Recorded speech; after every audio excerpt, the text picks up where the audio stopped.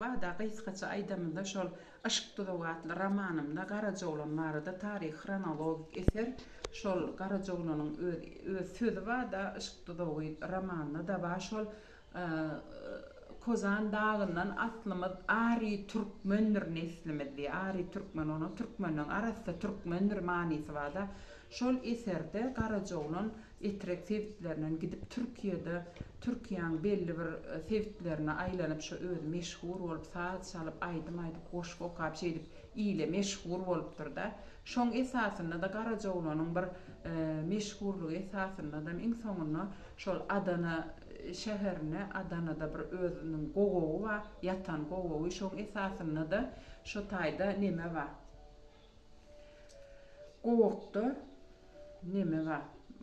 Madar bar, şo madaryň gapdaryna men oturup şo taýda aýda okudum da şonu şo Garajoğlanyň öz sözü bar da neme men ölsem diýe aýdymda diýe ağlajak aýarlaganmam ýok diýip şoňa bir şygyr bar. Şoň esasynda da men şonu eneseň ýerinde aýarlaganyň geldi diýip Garajoğlana bolan bir hili aýda okanymdan soň şo menden soradylar da sen şo taýda gamyň bolup kän oturdyň diýip ýaz şahyrlar o taýda adam kän.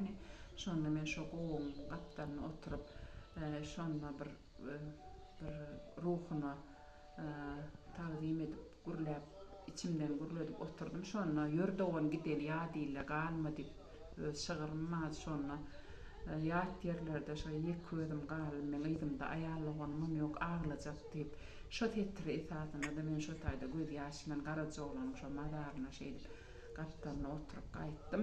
Ýöne aýtjak bolýam şu taýda eserde şo türkmeniň aslynda bir erkek adamyň aýarlagany bolmaly diýen sözleri şol aýarlagan şo erkek dünýeden gaýdana ağlamaga aýarlagan gerek diýip şoňalap bir hili ırm edilýän zatlar bar. Şo sebäplim şo türkmeniň erkeginiň aýarlaganyna bolan hormatyny şo taýda Garajoğlanyň üstü bilen bermegi makul bilip şo taýda Kozan dagyna şo taýda Adanada bir dağın içine giremde şo taýda gowukda giremde şo taýda şo oturup şo Garajoğlanyň öz sözlerini ýatladym. Hemem şo eserde de tarihi eser, kronologik eser bolan soň aşk gatly eserine umuman bu eseriň tarihi uly teýär 2 tomdan ibarat.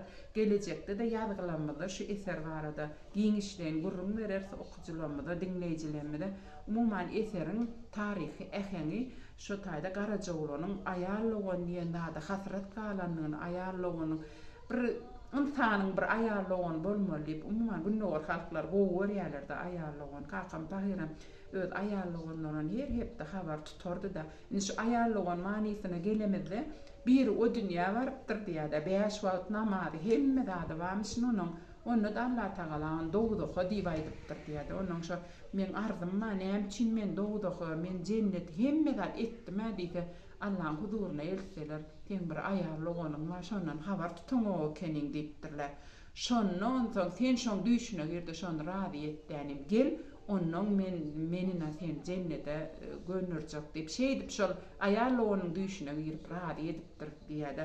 Indi şu eseriň tarihi diýemde şo Garajoğlanyň üstü bilen men türkmeniň edähedini däp desturuny bermek istedim de.